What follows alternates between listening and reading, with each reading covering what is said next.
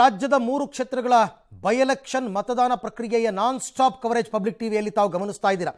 ಅದರಲ್ಲೂ ಪ್ರಮುಖವಾಗಿ ಚನ್ನಪಟ್ಟಣ ಕ್ಷೇತ್ರದಲ್ಲಿ ಈಗ ಬಿರುಸು ಪಡ್ಕೊಂಡಿದೆ ಮತದಾನ ಅಂತಕ್ಕಂಥ ಮಾಹಿತಿ ಲಭ್ಯವಾಗ್ತಾ ಇದೆ. ನಿಖಿಲ್ ಮತ್ತು ಸಿಪಿ ಯೋಗೇಶ್ವರ್ ನಡುವೆ ನೇರ ಫೈಟ್ ಇರತಕ್ಕಂಥ ಹೈ ವೋಲ್ಟೇಜ್ ಕ್ಷೇತ್ರ. ಈ ಪ್ರತಿಷ್ಠೆ ಕಣವಾಗಿರುವ ಚನ್ನಪಟ್ಟಣದಲ್ಲಿ ಅಭ್ಯರ್ಥಿ ಭವಿಷ್ಯವನ್ನು ಬರಿತಾ ಇದ್ದಾರೆ ಮತದಾರರು. ಸ್ವಗ್ರಾಮ ಚಕ್ಕೆರೆಯಲ್ಲಿ ಅಣ್ಣ ಯೋಗೇಶ್ವರ್ ಪರ ಸಿಪಿ ರಾಜೇಶ್ ಅವರು ಹಾಗೆ ಹೇಳಕ್ಕೆ ಬರಲ್ಲ ಯಾರ ಪರ ಅಂತ, ಬಟ್ ಅವರು ಮತ ಚಲಾಯಿಸಿದ್ದಾರೆ ಅಷ್ಟೇ. ತುಂಬ ಅಮೂಲ್ಯವಾದದ್ದು. ನಮ್ಮ ದೇಶ, ನಮ್ಮ ಜೀವನ, ನಮ್ಮ ಸಂಸ್ಕೃತಿ ಎಲ್ಲದಕ್ಕೂ ಕೂಡ ಪ್ರಜಾಪ್ರಭುತ್ವ ಒಂದು ಬುನಾದಿ. ಹಾಗಾಗಿ ಮತದಾನದ ಮೂಲಕ ನಮ್ಮ ದೇಶವನ್ನು ಸದೃಢಗೊಳಿಸಬೇಕು.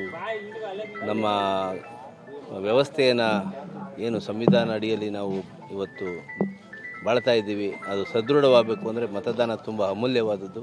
ಹಾಗೆ ಎಲ್ಲರೂ ಮತದಾನ ಮಾಡಿ ನಮ್ಮ ದೇಶವನ್ನು ರಕ್ಷಣೆ ಮಾಡೋದ ವಿಷಯದಲ್ಲಾಗಲಿ, ಸಂವಿಧಾನ ರಕ್ಷಣೆ ವಿಷಯದಲ್ಲಾಗಲಿ ನಾವೆಲ್ಲರೂ ಕೂಡ ಭಾಗಿಯಾಗಬೇಕು ಅಂತ ಜನಗಳಲ್ಲಿ ಕೇಳ್ಕೊಳ್ತೀವಿ. ನಿಮ್ಮ ಸಹೋದರ ಅಭ್ಯರ್ಥಿ ಇರುವಂಥದ್ದು ಸರ್, ಯಾವ ನಿರೀಕ್ಷೆ ಇದೆ ಸರ್? ಅವರ ಒಂದು ನಮ್ಮ ಸಹೋದರರು ಏನು ಇವತ್ತು ಕೆಲಸ ಕಾರ್ಯಗಳನ್ನು ಮಾಡಿದ್ದಾರೆ, ಮುಖ್ಯವಾಗಿ ನೀರಾವರಿ ಕಾರ್ಯ ಏನು ಆಗಿದೆ,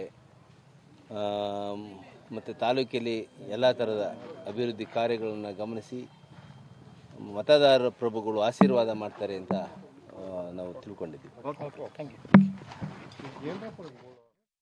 ರಾಜೇಶ್ ಅವರು ಸಿಪಿ ಯೋಗೇಶ್ವರ್ ಅವರ ಸಹೋದರ ಚಕ್ಕೆರೆ ಗ್ರಾಮಕ್ಕೆ ಬಂದು ಮತ ಚಲಾಯಿಸಿದ್ದಾರೆ. ಫೈನ್, ಓವರಾಲ್ ಹೇಗಿದೆ ಅಂತ ತಿಳ್ಕೊಳ್ಳೋಣ ನನ್ನ ಕೊಲೀಗ್ ಶ್ರೀನಿವಾಸ್ ಅವರಿಂದ. ಶ್ರೀನಿವಾಸ್, ರೈಟ್ ನೌ ಎಲ್ಲಿದ್ದೀರಾ? ಮತ್ತೆ ಈಗ ಮತದಾನ ಆರಂಭ ಆಗಿ ಹತ್ತತ್ರ 2 ಗಂಟೆ ಆಗ್ತಾ ಬಂತು. ಇಲ್ಲಿ ತನಕ ಕಂಡು ಬಂದಂತಹ ವಿಶೇಷತೆಗಳು ಏನೇನು ಅಂತ? ಅರವಿಂದ್, ಚನ್ನಪಟ್ಟಣದ ಉಪಚುನಾವಣೆ ರಣಕಣ ಕಾವೇರಿದೆ. ಮತದಾರರು ಕೂಡ ಉತ್ಸಾಹದಿಂದ ಬಂದು ಮತದಾನವನ್ನ ಮಾಡ್ತಿದ್ದಾರೆ. ಬೆಳಗ್ಗೆ 7 ಗಂಟೆಯಿಂದನೇ ಎಲ್ಲಾ ಮತಕೇಂದ್ರಗಳ ಬಳಿ ಸರದಿ ಸಾಲಲ್ಲಿ ನಿಂತು ಮತದಾನವನ್ನ ಮತದಾರರು ಮಾಡ್ತಿದ್ದಾರೆ. ವಿಶೇಷ ಅಂದ್ರೆ ವಯಸ್ಸಾದವರು, ವೃದ್ಧರು ಕೂಡ ಉತ್ಸಾಹದಿಂದ ಬಂದು ಮತ ಚಲಾವಣೆಯನ್ನ ಮಾಡ್ತಿದ್ದಾರೆ. ಹೀಗಾಗಿ ಏನು ಜಿದ್ದಾಜಿದ್ದಿನ ಫೈಟ್ ಇದೆ. ಬಹುಶಃ ಯಾರು ಗೆಲ್ತಾರೆ ಅನ್ನುವಂಥದ್ದು ಮತದಾರರಿಗೂ ಕೂಡ ಗೊತ್ತಿಲ್ಲ. ಯಾಕಂದ್ರೆ 3-4 ಜನ ಅನೇಕ ಜನರನ್ನ ನಾವು ಮತದಾರರನ್ನ ಮಾತನಾಡಿಸಿದ್ರೆ ಅವ್ರು ಹೇಳುವಂತದ್ದು ಟೈಟ್ ಫೈಟ್ ಇದೆ, ಯಾರು ಬೇಕಾದ್ರೂ ಗೆಲ್ಬಹುದು ಅನ್ನುವಂತಹ ಅಭಿಪ್ರಾಯಗಳನ್ನ ಹೇಳ್ತಿದ್ದಾರೆ. ಹೀಗಾಗಿ ಚನ್ನಪಟ್ಟಣದ ಮತಕ್ಷೇತ್ರ ಕೊನೆ ಹಂತದವರೆಗೂ ಕೂಡ ಕ್ಯೂರಿಯಾಸಿಟಿಯನ್ನು ಉಳಿಸ್ಕೊಂಡು ಹೋಗುವಂತಹ ಸಾಧ್ಯತೆ ಇದೆ. ಬೆಳಗ್ಗೆಯಿಂದ ನಾನು ಈಗಾಗಲೇ ಹೇಳಿದಾಗೆ ಹತ್ತತ್ರ 9 ಗಂಟೆ ಆಯ್ತು. 2 ಗಂಟೆ ಹೊತ್ತಿಗೆ ಅನೇಕ ಜನ ಮತದಾರರು ಬಂದು ಉತ್ಸಾಹದಿಂದ ಮತದಾನವನ್ನ ಮಾಡ್ತಿದ್ದಾರೆ. ನಾನೀಗ ಕೆಂಗಲ್ ಹನುಮಂತರಾಯ ದೇವಸ್ಥಾನದಲ್ಲಿದ್ದೇನೆ. ಇಲ್ಲಿಗೆ ಇನ್ನು ಕೆಲವೇ ಹೊತ್ತಿನಲ್ಲಿ NDA ಅಭ್ಯರ್ಥಿಯಾಗಿರುವಂತಹ ನಿಖಿಲ್ ಕುಮಾರಸ್ವಾಮಿ ಅವರು ಬರ್ತಾರೆ. ಇಲ್ಲಿ ವಿಶೇಷ ಪೂಜೆಯನ್ನು ಸಲ್ಲಿಸಿದ ಬಳಿಕ ಮತಕೇಂದ್ರಗಳಿಗೆ ತೆರಳಿ ಅಲ್ಲಿ ಯಾವ ರೀತಿಯಾದಂತಹ ವ್ಯವಸ್ಥೆಗಳಿದ್ದಾವೆ ಅನ್ನುವಂಥದ್ದನ್ನ ನಿಖಿಲ್ ಕುಮಾರಸ್ವಾಮಿ ಅವರು ಪರಿಶೀಲನೆ ಮಾಡಲಿದ್ದಾರೆ. ಒಟ್ಟಾರೆಯಾಗಿ ಚನ್ನಪಟ್ಟಣದ ಉಪಚುನಾವಣೆಯಲ್ಲಿ ಮತದಾರರು ಅತ್ಯಂತ ಉತ್ಸಾಹದಿಂದ ಬಂದು ಮತದಾನ ಮಾಡುವಂತಹ ಪ್ರಕ್ರಿಯೆಗಳು ನಮಗೆ ಸಾಮಾನ್ಯವಾಗಿ ಕಾಣ್ತಿರುವಂತದ್ದು. Arvind, right Srinivas, thank you, ತಮ್ಮೆಲ್ಲ ಮಾಹಿತಿಗೆ ಧನ್ಯವಾದ. ಸೊ ನಿಖಿಲ್ ಕುಮಾರಸ್ವಾಮಿ ಅವರಿಗೆ ಅಲ್ಲಿ ವೋಟ್ ಇಲ್ಲ, ಅವರ ಕ್ಷೇತ್ರ ಅದಲ್ಲ, ಹಾಗಾಗಿ ಅವ್ರಿಗೆ ಅಲ್ಲಿ ವೋಟ್ ಮಾಡೋದಿಲ್ಲ. ಬಟ್ ಅವರು ಇದಕ್ಕೆಲ್ಲ ಮತಗಟ್ಟೆಗಳಿಗೆ ಭೇಟಿ ಕೊಡ್ತಾರೆ ಅಂತ ಅಂದ್ಬಿಟ್ಟು ಕೆಲವು ಕ್ಯಾಂಡಿಡೇಟ್ ಇದು ನಮ್ಮ ಅಭ್ಯರ್ಥಿಯ ಗೆಲುವು. ಸರಿ, ಇದುವರೆಗೂ ಸಹಿತ ನಗರ ಪ್ರದೇಶದಲ್ಲಿ, ಗ್ರಾಮೀಣ ಪ್ರದೇಶದಲ್ಲಿ ಯುವ ಮತದಾರರು ಹೆಚ್ಚಾಗಿ ಆಸಕ್ತಿ ತೋರಿಸ್ತಾ ಇಲ್ಲ ಸರ್, ಮತಗಟ್ಟೆಗಳಿಗೆ ಬರ್ತಾ ಇದ್ದಾರೆ. ಖಂಡಿತ ಈಗಿನ ಸೂರ್ಯ ಹುಟ್ಟಿದ್ದಾರೆ, ಅರ್ಥ ಆಯ್ತಾ? ಇನ್ನು ಹೆಂಗೆ ರೈಸ್ ಆಗುತ್ತೆ ಹಂಗೆ ಎಲ್ಲರೂ ಬಂದು ಮತದಾನದಲ್ಲಿ ಭಾಗವಹಿಸ್ತಾರೆ. ಏನು ಹೇಳ್ತಾರೆ ಸರ್? ಖಂಡಿತ ಸಂವಿಧಾನ ಕೊಟ್ಟಿರ್ತಕ್ಕಂಥ ಒಂದು ಹಕ್ಕನ್ನು ಎಲ್ಲರೂ ತಾವು ಭಾಗವಹಿಸಬೇಕು. ತಮ್ಮ ಹಕ್ಕನ್ನು ಚಲಾಯಿಸಿ ಒಳ್ಳೆಯ ಅಭ್ಯರ್ಥಿ ಪರ, ಒಂದು ಪ್ರಗತಿಪರ ಅಭ್ಯರ್ಥಿಗೆ ತಾವೆಲ್ಲ ಮಾಡಬೇಕು. ಈ ಹಿಂದೆ ನಾವೇನು ಇವತ್ತು ಆಡಳಿತವನ್ನು ಮಾಡಿದ್ವಿ ಅದನ್ನು ತಾವೆಲ್ಲರೂ ಕೂಡ ಮನಸ್ಸಲ್ಲಿ ಇಟ್ಕೊಂಡು ತಾವು ಇದು ಮತದಾನ ಮಾಡಬೇಕು ಅಂತೇಳಿ ಮನವಿ ಮಾಡ್ತಾ ಇದ್ದೀವಿ. ಇದುವರೆಗೂ ಮೇಡಮ್ ಅವರು ನಿಮ್ಮ ಬೆನ್ನಿಗೆ ನಿಂತು ಕೆಲಸ ಮಾಡ್ತಿದ್ರು ಸರ್, ಇವಾಗ ನೀವು ಮೇಡಮ್ ಅವರು ಬೆನ್ನಿಗೆ ನಿಂತು ಕೆಲಸ ತುಂಬ ಖುಷಿ ಆಗ್ತಾ ಇದೆ. ಹೌದು, ಇವತ್ತು ನನಗೆ 4 ಬಾರಿ ತಾನು ಕೆಲಸ ಮಾಡಿದ್ಲು. ಇವತ್ತು ನಾನು ನಮ್ಮ ಧರ್ಮಪತ್ನಿಯವ್ರ ಪರ ಇವತ್ತು ಚುನಾವಣೆ ಭಾಗವಹಿಸಿರ್ತಕ್ಕಂಥ ಖುಷಿ ಆಗ್ತಾ ಇದೆ. Thank you sir. ಸಂಸದ ತುಕಾರಾಮ್ ಅವರು ಮಾತನಾಡ್ತಾ ಇದ್ರು. ಅದು ನೋಡಿ ಹೇಗಾಗುತ್ತೆ, ಈ ಥರ ಸನ್ನಿವೇಶಗಳನ್ನೇ ಎಕ್ಸ್ಪೆಕ್ಟ್ ಮಾಡಿರಲ್ಲ. ಪ್ರತಿ ಬಾರಿ ಚುನಾವಣೆಯಲ್ಲಿ ತುಕಾರಾಮ್ ಅವರು ಸಂಡೂರಿಂದ ನಿಂತಾಗ ಅವರ ಪತ್ನಿ ಪ್ರಚಾರ ಮಾಡ್ತಾ ಇದ್ರು. ಈ ಸರ್ತಿ ಬದಲಾದ ಸನ್ನಿವೇಶದಲ್ಲಿ ಪತ್ನಿ ಪರ ಈಗ ಪತಿ ಪ್ರಚಾರವನ್ನು ಮಾಡಬೇಕಾಗಿದೆ. ಹಾಗೆ ನೋಡೋಕ್ಕೋದ್ರೆ 3 ಕ್ಷೇತ್ರಗಳಲ್ಲಿ ಹಾಗೇ ಇದೆ ಪರಿಸ್ಥಿತಿ. ಚನ್ನಪಟ್ಟಣದಲ್ಲಿ ಕುಮಾರಸ್ವಾಮಿ ಅವರಿದ್ದರು, ಈಗ ನಿಖಿಲ್ ಅವರಿಗೆ ಟಿಕೆಟ್ ಕೊಟ್ಟಿದ್ದಾರೆ. ಬಸವರಾಜ ಬೊಮ್ಮಾಯಿ ಅವ್ರ ಜಾಗದಲ್ಲಿ ಅವ್ರ ಪುತ್ರನಿಗೆ ಟಿಕೆಟ್ ಕೊಟ್ಟಿದ್ದಾರೆ. ಇಲ್ಲಿ ತುಕಾರಾಮ್ ಅವರ ಪತ್ನಿಗೆ ಟಿಕೆಟನ್ನು ಕೊಟ್ಟಿದ್ದಾರೆ. ಎಲ್ಲ ಓಕೆ. ಬೈ ಎಲೆಕ್ಷನ್ ಅಂತಂದ್ರೆ ಸಾಮಾನ್ಯವಾಗಿ ಯಾವಾಗಲೂ ಕೂಡ ಹೀಗೆ ನಡೀತಕ್ಕಂಥದ್ದು. ಬಟ್ ಜಿದ್ದಾಜಿದ್ದು 3 ಕ್ಷೇತ್ರಗಳಲ್ಲೂ ಇದೆ. 3 ಕ್ಷೇತ್ರಗಳಲ್ಲೂ ಜಿದ್ದಾಜಿದ್ದಿ ಇದ್ದೇ ಇದೆ. ಹಾಗಾಗಿ ಅಲ್ಟಿಮೇಟ್ಲಿ ಮತದಾರರು ಯಾರಿಗೆ ಆಶೀರ್ವಾದ ಮಾಡ್ತಾರೆ ಅಂತಕ್ಕಂಥದ್ದನ್ನು ಬಹಳ ಕುತೂಹಲದಿಂದ ಇನ್ನೂ 10 ದಿನ ನಾವು ಕಾಯಬೇಕು. 10 ದಿನ ಕಾದ ನಂತರ ನಮಗೆ ಗೊತ್ತಾಗುತ್ತೆ ಯಾರ ಪರ ನಿಂತಿದ್ದಾರೆ, ಯಾವ ಕಾರಣಗಳಿಗೆ ಯಾರ ಪರವಾಗಿ ವೋಟ್ ಹಾಕಿದ್ದಾರೆ, ಇವೆಲ್ಲವೂ ಕೂಡ. ಬಟ್ ನೋಡೋಣ, ಪ್ರಜಾಪ್ರಭುತ್ವದ ಹಬ್ಬವನ್ನು ಪ್ರತಿಯೊಬ್ಬರು ಕೂಡ ಆನಂದಿಸ್ತಾ ಇದ್ದಾರೆ. ಅದರಲ್ಲಿ ಈ 3 ಕ್ಷೇತ್ರಗಳ ಪೈಕಿ ಸ್ವಲ್ಪ ಸಂಡೂರಿನಲ್ಲೇ ಇಲ್ಲಿ ತನಕ ತುಂಬ ಚುರುಕೇನು ಪಡ್ಕೊಂಡಿಲ್ಲ.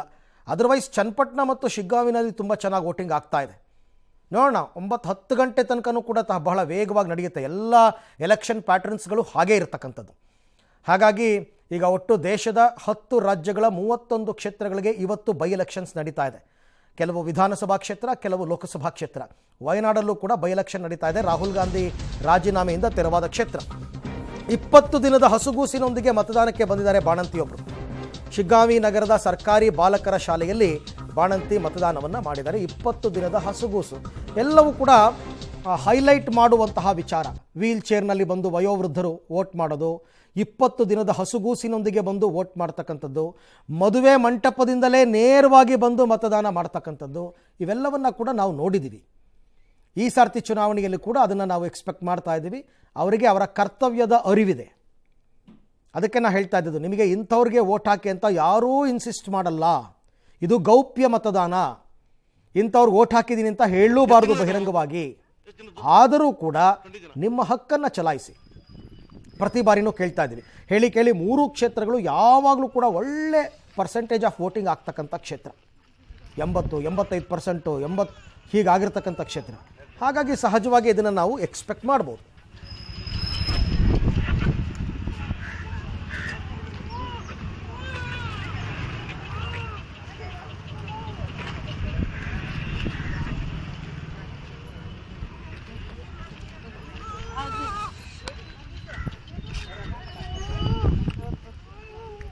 ಎಷ್ಟು ತಿಂಗಳು ಆಯ್ತಮ್ಮ ಮಗು?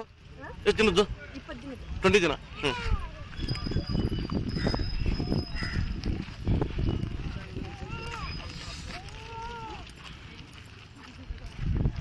20 ದಿನದ ಮಗುವಿನೊಂದಿಗೆ ಬಾಣಂತಿ ಬಂದು ಮತವನ್ನು ಚಲಾಯಿಸ್ತಾ ಇದ್ದಾರೆ ಅಂತಂದರೆ ಕೈ ಕಾಲು ಎಲ್ಲ ನೆಟ್ಟಿಗಿರ್ತಕ್ಕಂಥ ಹುಡುಗರು ಅಲ್ಲಿ ಇಲ್ಲಿ ಪಟ್ಟಂಗ ಹೊಡ್ಕೊಂಡು ಕೂತಿರ್ತಾರೆ. ಬರೋದೇ ಇಲ್ಲ ವೋಟಿಂಗಿಗೆ. ಅಯ್ಯೋ ಯಾರು ವೋಟ್ ಮಾಡ್ತಾರೆ ಹೋಗು ಅಂತ. ಎಸ್ಪೆಷಲಿ ಬೆಂಗಳೂರು ಅಂತ ಮಹಾನಗರದಲ್ಲಿ ಇದೆಲ್ಲ ಜಾಸ್ತಿ. ಬಟ್ ಅಲ್ಲೆಲ್ಲ ಇರಲಿಕ್ಕಿಲ್ಲ ಅಂತ ನನ್ನ ಅನಿಸಿಕೆ. ಪ್ರತಿಯೊಬ್ಬರಿಗೂ ಜವಾಬ್ದಾರಿ ಇರುತ್ತಲ್ಲ. ನಿಮ್ಮ ವೋಟರ್ ID ಕೇವಲ ನಿಮ್ಮ ಅಡ್ರೆಸ್ ಪ್ರೂಫ್ ಮಾತ್ರ ಅಲ್ಲ, ವೋಟ್ ಹಾಕೋದಕ್ಕೆ ಬಳಸಿ.